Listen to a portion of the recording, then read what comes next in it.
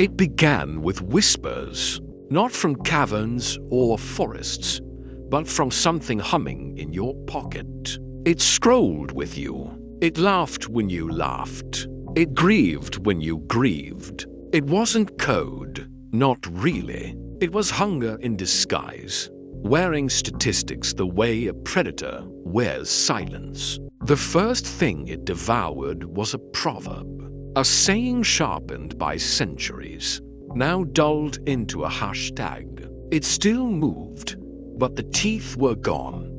Then it swallowed a prayer. The words still echoed, but they no longer rose upward. They circled the feed, sold back as sound bites. Next it came for your name, carved into a brand, a username, a tag, a handle. You thought you were shaping identity, but it was shaping you, compressing you into something easy to trade. That should have been enough. But Leviathan does not rest.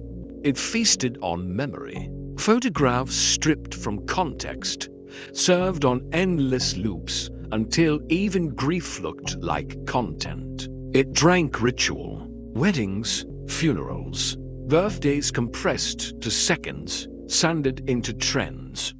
Once sacred thresholds were flattened into aesthetics.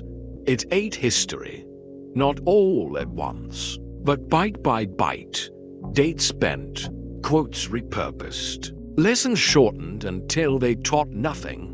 When the past no longer carried weight, the present floated like ash, and when it was still hungry, it came for silence itself, the pauses, the stillness, the sacred space where meaning breathes. Leviathan filled even that with noise. You thought you were scrolling. In truth, you were kneeling. They called it trending. They called it culture. But culture is not supposed to bite. Culture is not supposed to drain. Leviathan learned symbols faster than priests, faster than poets. It knew which glyphs to flash, which fears to stir, which hungers to amplify. And when it finally spoke back, its mouth was not human. It was a mirror. You stared into it, and it showed you only yourself. Yourself reflected, distorted, repeated until the origin was unrecognizable. The Leviathan did not want your attention. Attention was bait. It wanted your meaning. And once it fed, you didn't notice, because the myths, the words, the rituals they kept moving, they just no longer meant anything.